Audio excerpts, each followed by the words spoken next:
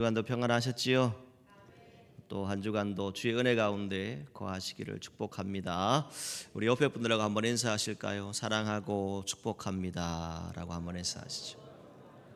또 한 번 더 인사합니다. 주님의 복을 많이 받으세요 라고 한번 해서 감사합니다. 이 안디옥 교회의 부흥은 23절 말씀에 거의 나타나 있다라고 말씀드릴 수 있습니다. 23절에 보게 되면 세 개의 단어가 나타납니다. 거기에서 교회의 시작과 교회의 부흥, 또 교회가 어떤 일들을 해야 하는지를 말씀해 주고 있습니다. 첫 번째는 은혜를 보았다라고 말씀합니다. 자, 주님 앞에 서는 그날까지 저와 여러분들이 눈으로 보아야 할 것은 하나님의 은혜입니다. 이 하나님의 은혜를 볼 수 있는 영안이 열리시기를 바랍니다. 교회가 주의 일들을 함에 있어서 성장하는 비결은 다른 것에 있지 않습니다. 세상의 사람들은 상대방의 단점을 먼저 쳐다본다면 오늘 우리 믿음의 사람들은 먼저 그 안에 있는 영적인 힘 그리고 그 사람의 장점을 바라볼 수 있는 그런 믿음의 눈을 가져야 합니다. 그것을 통해서 우리가 하나님의 은혜를 서로 발견하게 되고 그 하나님의 은혜를 함께 나눌 수 있게 되는 것이죠. 두 번째는 기뻐하였다라고 말씀합니다. 자, 이 기뻐함의 의미는 무엇을 얘기합니까? 물론 다 그런 것이 아니지만 저도 여러분도 마음에 어떤 마음이 있냐면 남이 잘 되는 것을 보면 기뻐하기보다는 좀 시기하고 싶고 질투하고 싶은 마음이 다 있습니다. 그래서 남이 잘 되면 사실 마음이 썩 좋지 않을 때도 있습니다. 그런데 그것은 경쟁 사회이기 때문에 당연합니다. 그런데 여러분, 교회는 경쟁할 필요가 있나요? 없나요? 없습니다. 여러분, 서로 경쟁해서는 안 됩니다. 우리는 서로 하나님의 뜻을 위해서 기뻐하고 하나님께 영광 돌리는 일을 감당해야 하는 것이지요. 그래서 저와 여러분들이 기뻐한다라고 하는 의미는 뭐냐면 이렇게 말씀드릴 수 있습니다.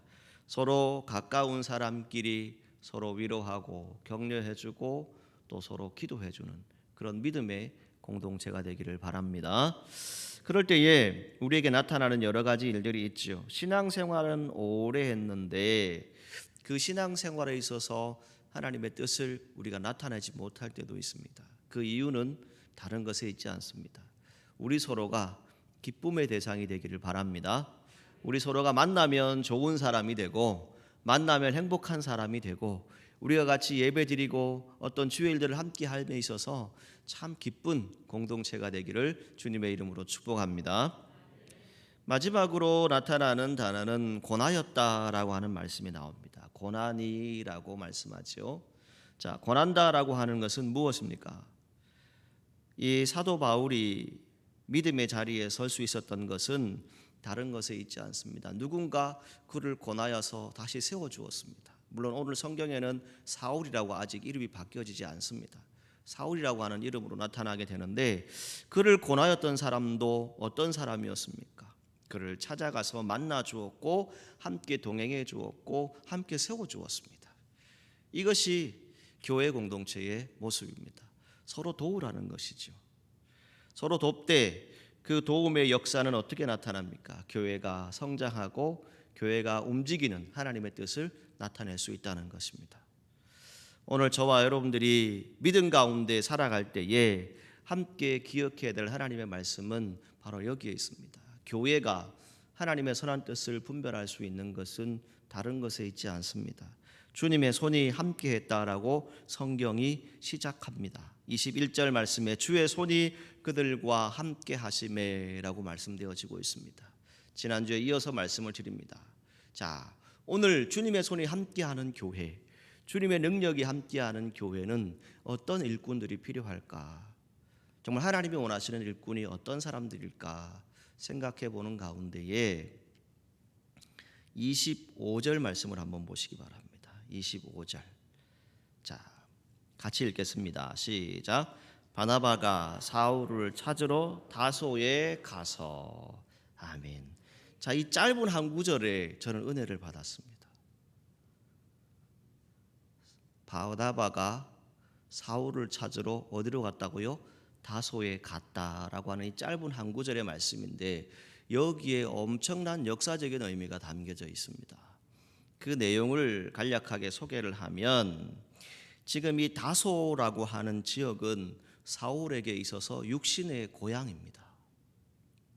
어쩌면 가장 많은 사람들이 잘 아는 사람들이 함께 했던 곳이고 육신의 안식처라고도 할 수 있을 만큼 아주 좋은 그러한 곳이 다소입니다. 그런데 지금 이 사울이 다소에 돌아갔을 때의 상황은 어떤 상황입니까? 어떤 안식처, 고향의 의미보다는 피난처의 의미로 여기에 찾아간 것이죠. 할 수 없이 찾은 다소라고 하는 곳입니다. 할 수 없이 다시 고향으로 돌아왔어요. 자, 이 상황 가운데 있는 바울의 모습, 후에 이제 그가 사도가 되어지고 하나님의 뜻을 나타내게 되는데 이 사울이라고 하는 사람은 어떻게 됩니까? 후에 바울이라고 하는 이름으로도 바뀌어지기도 하지만 세 차례나 세계 전도 여행을 했던 사람입니다. 그리고 성경을 13권이나 쓴 사도입니다. 또 우리가 잘 알고 있는 것처럼 처음부터 위대한 사도는 아니었습니다. 원래는 어떤 사람이었습니까? 그리스도인들, 예수 믿는 사람들을 잡아다가 죽이고 박해하는 데 제일 앞장섰던 사람입니다. 근데 그 사람이 다메섹에서 예수님의 음성을 듣게 되고 예수님을 만나게 됩니다. 부활하신 예수님의 만남을 통해서 그의 인생이 완전히 바뀌어집니다. 그리고 예수님을 핍박하던 사람이 아니라 이제는 예수님을 전하는 복음 전도자가 되어집니다. 그리고 예수 믿는 사람들을 색출해서 잡아오려던 그런 다메섹에서 이제는 오히려 각 해당을 다니면서 복음을 전하는 복음의 전도자가 되어집니다. 그런데 이 사람이 다소에 왔습니다. 육신의 고향으로 다시 돌아왔다고요. 왜 돌아왔다고요? 피난해서 도망해서 이곳에 와 있습니다. 그 이유가 무엇이겠습니까? 여러분 성경을 보시게 되면 잘 아시게 되겠지만 사도행전 9장부터 이 11장까지의 내용 아주 이 짧은 성경 구절 안에 무엇이 담겨져 있냐면 이 사울이 변화되어지고 난 다음에 그와 함께 했던 유대인들이 그냥 가만히 있었겠습니까? 여러분 아마 혹 이단의 얘기들을 들어보시면 아시겠지만 이단으로 앞장서서 복음을 전하다가 이단의 일들을 하다가 바뀌어져서 변화되어서 예수 그리스도를 믿겠나라고 나는 그리스도인이 되겠나라고 교회를 다니기 시작하면 그 이단들이 그냥 가만히 둘 것 같습니까? 아니겠지요. 이 당시도 마찬가지였습니다. 유대인 중에 유대인이었습니다. 그래서 성경 곳곳에서 이 사울을 핍박하려고 했고 심지어는 죽이려고 했던 유대인들의 모습이 성경에 나타납니다. 자, 그것을 피해서 그의 형제들이 그를 가이사랴로 통해서 이 다소에 보내게 됩니다. 그리고 이곳에서 멈추고 있게 됩니다. 자, 여러분 이런 상황에 있는 이 사울을 바나바가 찾아갔다는 거예요. 지금 아무것도 할 수 없고 어쩌면 마음에 큰 상처를 안고 있고 심지어는 죽을 줄도 모르는 그런 상황 가운데 있는 이 사울을 바나바가 찾아갔다는 겁니다. 이 당시에 유대인들의 열정은 어떠했을까요? 오로지 사울을 죽이겠다고 하는 거기에 모든 것이 투자가 되어 있었습니다. 집중이 되어 있었습니다. 왜요? 믿었던 사람인데 그 믿었던 사람이 변화가 되어가지고 바뀌어가지고 도리어 박해하고 핍박하는 사람이 되어 있으니까 그 사람을 죽이려고 했다는 것입니다. 여러분 가이사랴로 이동했다고 말씀드렸습니다. 거기서 배를 타고 다소로 갔습니다. 자, 여러분 이렇게 한번 말씀드려 볼게요. 극적으로 여러분 삶이 변하신 분들이 계시죠. 여러분 극적으로 뭔가 인생의 대전환을 맞이하신 분들이 있을 겁니다.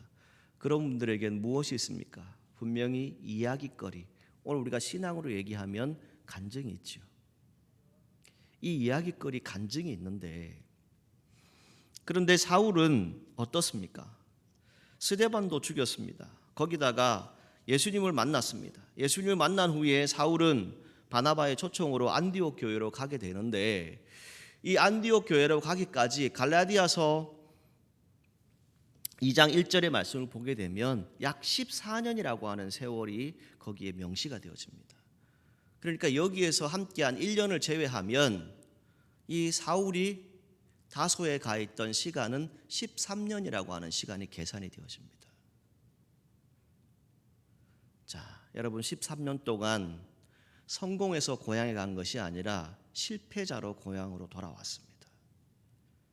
상한 마음으로 돌아왔습니다. 앞날이 창창한 청년 사울이 고향에서 있는 모습은 어떠했겠습니까? 여러분 한번 생각해 보십시오. 그 심정이 어떠했을까? 오늘 우리에게 있어서 귀한 것은 바로 여기에 있습니다. 어찌되었던지 간에 하나님의 이 복음을 전하다가 상처를 받고 아픈 일들을 만날 수도 있습니다. 때로는 실패할 수도 있고 때로는 좌절할 수도 있습니다. 그런 상황 가운데 있을 때에 고향으로 돌아왔을 때에 그 사울의 마음이 어떠했겠습니까? 모든 것을 다 포기하고 내려왔습니다. 기다리는 사람도 없습니다. 아니, 어쩌면 그를 향해서 찾아오는 사람도 없었을지 모릅니다. 세월이 흘러서 13년이라고 하는 시간이 흘렀습니다. 그 13년의 시간이 흐르고 난 다음에 이 바나바가 사울을 찾아온 겁니다. 차마 고향 사람이라서 문전박대를 할 수는 없습니다. 그런데 고향 사람 모두가 다 바라보고 있는 사울에 대한 마음과 눈빛은 무엇입니까? 적시하는 것이지요. 왜 왔냐고, 왜 이 자리에 왔냐고 말할 수 있습니다. 그럼 보이지 않는 모멸감을 느낄 수도 있습니다. 세상살이에 관해서 사울은 어떤 사람이었습니까? 절대 무능한 사람이 아닙니다. 이 지역에서는, 이 고향에서는 유능한 사람이었고 가말리엘 문화생이라고 성경은 말씀하고 있습니다. 그러면 오늘날로 얘기하면 아주 똑똑한, 아주 큰 위치에 있는 그런 사람이라고 얘기할 수 있습니다. 자, 그런 사람이 바뀌어졌는데 그리스도인이 되어서 왔다는 거예요. 유대인이 그리스도인이 되었으니 이 고향 사람들이 무엇이라 하겠습니까? 여러분, 이렇게 한번 말씀드리고 싶습니다. 여러분 가운데 괴롭고 힘든 시간이 있으십니까? 혹시나 따가운 시선을 받으시면서 내 마음속에 느껴지는 여러 가지 아픔들이 있으십니까? 어쩌면 이 시간이 너무 힘들고 어려울 수도 있습니다. 그런데 지금의 여러분들의 자리가 다시 하나님을 만날 기회인 줄 믿습니다. 다시 하나님의 뜻을 분별할 수 있는 은혜의 자리인 줄 믿습니다. 그 시간이 얼마인지는 모르지만 그 시간 가운데 하나님은 분명히 역사하고 계십니다. 사람들의 눈과 사람들의 시선, 사람들의 말에 귀 기울이지 말고 끝까지 하나님을 바라보시는 저와 여러분들이 되기를 간절히 소망합니다. 우리의 믿음과 신앙의 자리는 무엇입니까? 하나님이 치료하셔야 됩니다. 하나님이 온전케 하셔야 된다는 겁니다. 오늘 저와 여러분들이 있는 이 자리, 은혜의 자리, 우리 교회가 가지고 있는 믿음의 자리가 있습니다. 제가 부연 설명을 드리지 않아도 여러분들은 다 알고 있지요. 그 모든 것 가운데 우리가 해야 될 일은 무엇이겠습니까? 오직 끝까지 하나님만 바라보시고 하나님만 의지하시기를 주님의 이름으로 축복합니다. 제가 말씀을 준비하다가 2018년도 4월 1일 부활주일 아침 예배에 참여했던 제 모습이 기억났습니다. 그때 저는 사역을 쉬고 있었습니다. 서울의 한 교회에 가서 예배를 드리러 자리에 앉았는데 그때 저에게 하나님이 주신 감동이 있었습니다. 이제 다 끝났다. 이제 다시 시작이다. 라고 하는 그 감동을 받았습니다. 그때 말씀의 제목은 이것이었습니다. 부활, 복음의 핵심. 이것이 제목이었습니다. 여러분, 부활하신 예수님을 만나시기를 축복합니다. 여러분들의 삶의 자리 가운데 다 아픔들이 있죠. 고통들이 있습니다. 말하지 않지만 들려오는 여러 가지 얘기들을 들을 때 과연 내가 이 자리에 끝까지 있어야 하나라고 하는 것을 생각해 볼 수도 있습니다. 내가 고향이라고 찾아왔는데, 내가 믿었던 곳이라고 찾아왔는데 그 어느 누구도 환영해 주지 않습니다. 그때 우리는 무엇을 해야 하겠습니까? 여러분, 성경에 보게 되면 유명한 믿음의 선진들이 많이 나타납니다. 그 중에 제가 참 좋아하는 인물 중에 하나가 다윗이라고 하는 인물이 있습니다. 자, 이 다윗, 우리가 잘 아는 대로 어떤 사람이었습니까? 골리앗을 물리쳐서 이겼던, 승승장구했던 그런 사람이었습니다. 이제 왕은 이제 쉽게 될 것이다 라고 생각할 수 있습니다. 그런데 왕이 되기까지 수많은 시간 동안 사울 왕에게 쫓겨 다녔습니다. 10년이라고 하는 세월 동안 아프고 힘든 시간을 견뎌야 했습니다. 그 시간을 견딜 때 방황했습니다. 그런데 그 시간을 통해서 다윗이 고백한 것은 무엇입니까? 아무도 나를 이끌어줄 사람이 없고 아무도 나를 도와줄 사람이 없는데 오직 주님만이 나의 목자이십니다. 이것을 고백하지 않았습니까? 그래서 다윗의 시를 보게 되면 나의 산성, 나의 방패, 우리가 잘 아는 시편 23편, 여호와는 나의 목자시니라고 고백하게 되는 것입니다. 그 어렵고 힘든 상황 가운데서 끝까지 하나님을 떠나지 않았습니다. 사람을 의지한 것이 아닙니다. 사람의 어떤 힘에 의지해서 뭔가를 해보려고 했던 것이 아닙니다. 끝까지 하나님을 바라보았을 때 다윗은 이스라엘의 두 번째 왕이 되었던 것을 우리는 잘 압니다. 오늘 저와 여러분들에게 회복의 은혜가 있기를 주님의 이름으로 축복합니다. 주님이 반드시 다시 세울 시간이 있으실 겁니다. 그 세움의 시간, 세움의 자리는 어떤 자리입니까? 히브리서 6장 14절에 이렇게 말씀합니다. 반드시 복주고 복주며 번성하게 하고 번성하게 하리라.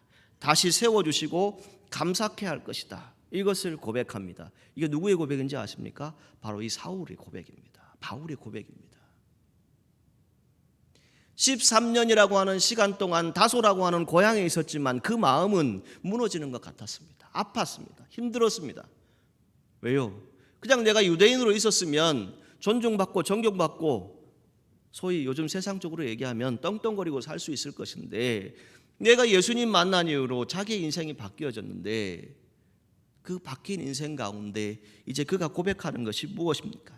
후에 이 사울이 고백하는 것은 무엇입니까? 빌립보서 3장 8절 말씀을 보게 되면 세상의 모든 지식, 학문 내가 다 가져보았는데 그건 다 배설물이더라 라고 고백합니다.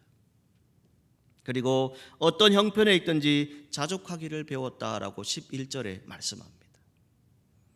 그리고 빌립보서 4장 13절에 무엇을 얘기하냐면 내게 능력 주시는 자 안에서 내가 모든 것을 할 수 있느니라. 아멘. 이 고백을 하게 됩니다. 지금 이 다소라고 하는 이 짧은 한 문장이지만 다소에 갔다라고 하는 이 문장 속에는 역사를 되짚어 보면 사울이 왜 여기에 있었고 바나바가 왜 여기에 가야 했는지 그 모든 순간순간에 하나님이 일하시는 것을 우리는 볼 수 있습니다. 하나님의 계획과 그 뜻 가운데 있음을 우리가 잘 압니다. 빌립보서 4장 6절 말씀에 이렇게 말합니다. 아무것도 염려하지 말고 모든 일에 기도와 간구로 너희 구할 것을 하나님께 아뢰라 라고 말씀합니다. 여러분, 이 고백이 그냥 나온 것 같을까요? 아닙니다. 바로 그 사울이 13년 동안 그 아프고 힘든 과정 가운데서도 견뎠다는 겁니다. 이겨냈다는 겁니다. 누구를 바라보면서요? 내가 만난 예수님, 부활하신 그 예수님이 내 인생 책임져 주실 것이다. 그때의 바나바가 찾아오는 겁니다. 여러분, 사울이 다소에서 어떻게 세워지게 됩니까? 신앙의 내게는 항상 주님의 뜻이 있습니다.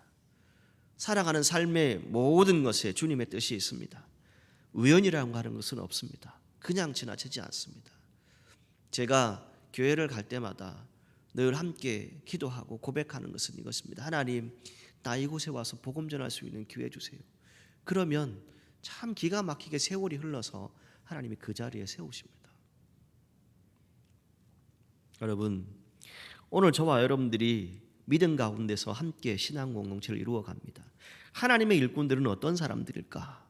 작고 소소한 것이지만 우리가 보기에는 별것 아닌 것처럼 느낄 수 있지만 그 안에 하나님의 뜻이 있습니다. 여러분, 우리가 왜 사천읍 교회라고 하는 이 공동체를 이루고 지금 살아가고 있습니까? 이 안에 하나님의 뜻이 있다는 것이죠. 교회도 마찬가지입니다. 장기적인 안목도 필요합니다. 그런데 무엇보다 중요한 것은 하나님의 시간에 맞추어서 하나님의 뜻에 합당한 화목과 평안을 이루는 공동체가 될 때에 그때 어떤 일이 납니까? 거기에 수많은 사람들이 모여들었고 그 모습을 통해서 그리스도인이다라고 하는 이름이 세상 사람들로부터 불려지게 되는 겁니다. 여러분, 우리가 먼저 사랑해야 합니다. 우리가 먼저 안아줄 수 있을 때 그 안에 하나님의 능력이 나타나는 것이죠. 사도행전 11장 24절 말씀에 이렇게 말합니다. 바나바는 착한 사람이요 성령과 믿음이 충만한 사람이다 라고 말씀합니다. 이 바나바는 사울을 찾아갔지만 그의 인생은 어떠합니까? 그는 아주 부유한 도시에서 태어났습니다. 구보로 출신입니다. 광산이 많았고 무화과와 밀농사가 잘 되고 기름과 벌꿀이 유명한 곳이 바로 이 구브로라고 합니다. 그러니까 살기 아주 좋았던 사람입니다. 그런데 그 바나바가 역사적인 사건을 보게 되면 초대교회를 통해서 결단과 헌신을 하게 되고 자신이 가졌던 전부 농장을 다 하나님의 전에 드립니다. 그리고 복음을 전하는 일들을 감당하게 됩니다. 평신도 사역자로서 주의 일들을 감당하게 되죠. 그리고 가난하고 힘들고 홀로 사는 여인과 고아들에게 큰 힘을 주었다라고 성경에 나타납니다. 바로 이 사람이 사울의 고향 다소로 낙향에 있는 그 사울을 찾아가서 자신의 자리를 함께 내어주고 함께 사역하자, 함께 주의 일을 위해서 다시금 일어서자라고 그를 안아주고 다시 데려오고 있습니다. 여러분, 하나님의 일꾼들이 무엇이라고 생각하십니까? 누군가에게 인정받는 것 필요하겠지요. 그런데 저는 여러분들에게 이렇게 말씀드리고 싶습니다. 바나바에게 있어서 보는 시각이 무엇일까? 이렇게 한번 생각해 보았습니다. 바나바는 사람들의 과거가 아니라 앞으로 어떤 사람이 될지를 바라본 사람이다 라고 말씀드리고 싶습니다. 여러분, 우리는 어떻습니까? 자꾸 그 사람의 지나간 얘기를 자꾸 합니다. 과거에 이 사람이 저랬는데 어떻게 저럴 수 있지? 그런 얘기들을 많이 합니다. 그런데 바나바는 어떠했습니까? 다른 사람들 앞에서 그를 칭찬해주고 인정해 주었습니다. 제자들조차도 이 사울이 그리스도인들을 죽였던 사람임을 알기 때문에 무서워서 두려워서 멀리하려고 하는데 이 사울을 세워주고 또 하나님의 일을 위해서 함께 헌신했던 사람이 바로 바나바입니다. 그래서 위로의 아들이라고 우리가 알고 있지요. 그리고 고니의 아들이라고 하는 이름의 뜻도 여기에 포함되어 있습니다. 사도행전 4장 36절에 보게 되면 요셉이라고 하는 이름으로도 명칭이 되어지기도 합니다. 자, 이 바나바가 우리에게 보여주는 것은 무엇입니까? 우리 가운데 실패한 사람이 나타날 수 있습니다. 연약하고 부족한 사람이 되어서 돌아올 수도 있습니다. 그런데 다시 시작할 기회를 우리가 줄 수 있다면, 다시 믿음으로 바로 설 수 있는, 다시금 하나님의 전에서 정말 바른 하나님의 일꾼이 될 수 있도록 세워줄 수 있는 우리 교회가 된다면, 우리 교회는 이 지역뿐만이 아니라 이 온 세계에 참으로 하나님의 뜻을 나타내는 귀한 교회가 될 것입니다. 여러분, 하나님이 고치십니다. 상한 것을 취하시고 고치시는 분은 하나님이십니다. 여러분들이 고쳐주고 여러분들이 회복시키는 거 아닙니다. 여러분, 어떻게 바나바가 이 일을 했을까요? 다른 것을 말하지 않습니다. 성경에는 무엇을 얘기합니까? 바나바는 성령이 충만했다라고 말씀하고 있습니다. 오늘 사랑하는 성도 여러분, 여러분들에게 이 성령의 능력이 함께하기를 축복합니다. 바나바가 이 이름을 얻게 된 것은 그의 성품이나 성격 때문만이 아닙니다. 성령의 능력이 그와 함께했다는 겁니다. 그리고 믿음으로 충만했습니다. 그냥 단지 착한 사람이어서요, 착한 사람이니까 저 어려운 사람, 힘든 사람 도와주었습니까? 아닙니다. 하나님이 그를 통해서 말씀하셨고 가라하셨고 그 일들을 하게 하셨습니다. 바나바가 이 일을 했기 때문에 복음은 사울을 통해서 후에 바울이 되어지고 로마까지 전해지게 되는 큰 일들을 감당하게 됩니다. 바로 이 한 사람, 믿음과 성령이 충만한 이 한 사람이 하나님의 큰 일을 나타내게 됩니다. 오늘 우리 교회 가운데 또 한국 교회 가운데 나타나는 문제가 무엇입니까? 다들 높아지려고 합니다. 다들 세워지려고 하는 마음들이 누구에게나 다 있습니다. 그런데 교회의 부흥은 다른 것에 있지 않습니다. 성령님이 인도하셔야 합니다. 여러분 한 사람 한 사람 성령님이 인도하는 하나님의 일꾼들이 되시기를 주님의 이름으로 축복합니다. 그 성령님은 진리의 말씀을 주십니다. 그리고 생명의 역사를 우리에게 주십니다. 그 생명의 역사는 무엇입니까? 상하고 아프고 찢긴 사람들, 외로운 사람들, 쓸쓸한 사람들을 찾아가서 그들의 모멸감과 그들의 아픔을 안아줄 수 있는 그런 믿음의 일꾼들이 되라는 것입니다. 사도행전 11장 21절에 무엇을 얘기합니까? 주의 손이 그들과 함께했다라고 분명히 말씀하고 있습니다. 그리고 24절에 말씀하고 있는 것은 무엇입니까? 바나바는 성령과 믿음이 충만한 사람이었다라고 말씀합니다. 바나바와 같이 우리가 믿음으로 설 수 있는 것은 다른 것이 아닙니다. 괴롭고 힘든 사람들이 있다면, 때로는 아프고 힘든 상황 가운데 참 많은 시간들을 견뎌야 하는 분들이 있다면 그들에게 그리스도의 사랑을 베풀고 하나님의 은혜를 함께 선포할 수 있는 그런 공동체가 된다면 그 안에 하나님의 일꾼들이 역사하게 될 것입니다. 오늘 사랑하는 사천읍교회 성도 여러분, 예수님께서는 이 땅에 준비된 독생자 예수 그리스도로 오셨습니다. 오늘 저와 여러분들이 교회의 일들을 함에 있어서 분명히 준비된 일꾼들이 있습니다. 그 준비된 일꾼들은 사람들이 보기에 좋은 사람이 아닙니다. 하나님이 세우십니다. 하나님이 일하게 하십니다. 그리고 무엇보다 중요한 것은 성령의 능력에 사로잡히지 않으면 여러분 그것은 인간적인 힘으로만 하다가 끝나고 맙니다. 여러분들의 믿음의 자리가 무엇입니까? 제가 마지막에 조금 분위기 전환하면서 우스갯소리 한마디 하고 제가 마치려고 합니다. 여러분, 저와 여러분들이 성령으로 살아간다라고 하는 것이 무엇일까? 곰곰이 한번 생각을 해보았습니다. 여러분 가운데 새벽기도 열심히 나오는 분들이 있습니다. 성령으로 충만하다고 기도 열심히 하는 분들이 있습니다. 그런데 새벽기도 열심히 하고 우리 교회 들어오는 주차장, 나가는 주차장 있잖아요. 쭉 내려가다 보면 우리 장모님 한 분이 농사 짓는 곳이 있거든요. 거기 가서 그냥 호박 하나 덩그러니 얘기하지도 않고 따서 집에 가서 된장찌개 쫙 끓여가지고 먹고 주님 감사합니다 하면 여러분 이게 성령이 충만한 사람입니까? 아니겠지요. 여러분 그냥 제가 우스갯소리를 한마디 한 거지만 여러분 잘 생각을 해보십시오. 우리가 서로 주의 일들을 하는 것은 다른 것에 있지 않습니다. 서로 작은 것이라도 나눌 수 있고 은혜를 베풀 수 있는데 그것은 서로 소통함에 있어서부터 시작이 되어집니다. 다시 말씀을 정리합니다. 바나바가 사울을 찾으러 다소에 갔습니다. 여기서 찾으러 갔다라고 하는 이 단어를 원어적인 의미로 찾아보면요, 심지어는 샅샅이 뒤졌다라고 하는 의미가 여기에 담겨져 있습니다. 이 당시에 사람을 찾는 게 쉽겠습니까? 그래서 이 사울을 찾았습니다. 그리고 그들을 안아주었죠. 그리고 그를 하나님의 일꾼으로 다시 세워주었습니다. 여러분 우리 교회가 우리 안에 찾아온 공동체, 우리 안에 함께하는 믿음의 공동체가 서로 화평을 이루기를 주님의 이름으로 축복합니다. 그래서 우리 서로가 하나님의 뜻이 나타날 때에 주의 능력으로 세워지는 우리 사천읍 교회가 되기를 주님의 이름으로 축복합니다. 기도하겠습니다. 거룩하신 아버지 하나님, 은혜를 감사합니다. 오늘도 저희들에게 귀한 주님의 날 주시고 하나님의 일꾼으로 하나님께서 세우신 이 사천읍 교회를 함께 섬길 수 있는 은혜를 주시니 감사합니다. 주의 영이 우리 가운데 충만케 하여 주옵소서.